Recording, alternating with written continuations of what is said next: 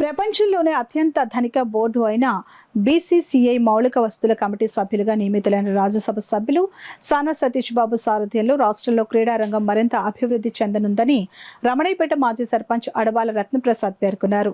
రమణయ్యపేటలో జరిగిన కార్యక్రమంలో ఆయన పాల్గొని మాట్లాడారు. క్రికెట్ రంగం మరింత ప్రజల యొక్క అభిమానాన్ని సంపాదించింది. క్రికెట్ పోటీలు జరుగుతున్నాయంటే ప్రజలందరూ కూడా టీవీలకు అతుక్కుపోయే పరిస్థితి ఉంది. అటువంటి క్రికెట్ రంగానికి మరి సానా సతీష్ బాబు గారు కమిటీ సభ్యుడిగా ఎంపిక కావడం వలన మన రాష్ట్రంలో కొత్తగా క్రికెట్ స్టేడియంల ఏర్పాటు, ఉన్న క్రికెట్ స్టేడియంలు అభివృద్ధి చేయడం, అదేవిధంగా మరి అంతర్జాతీయ స్థాయి క్రికెట్ పోటీలు కూడా మన రాష్ట్రంలో జరిగే అవకాశం మరింత ఎక్కువగా పెరుగుతాయనడంలో ఎటువంటి సందేహం లేదు. అదేవిధంగా క్రికెట్ యొక్క క్రీడలను మరింత ప్రోత్సహించడానికి ఎన్నో చర్యలు ఆయన తీసుకుంటాననేది ఎటువంటి సందేహం లేదు. మరి రాష్ట్ర ప్రభుత్వం కూడా క్రీడల అభివృద్ధికి కొత్త పాలసీని రూపొందించింది. ఒలింపిక్లోను కానీ ఏషియన్ గేమ్స్లో పాల్గొని ఉత్తమ ఫలితాలు సాధించిన వారికి గ్రూప్ 1 ఉద్యోగాలు ఇస్తుంది.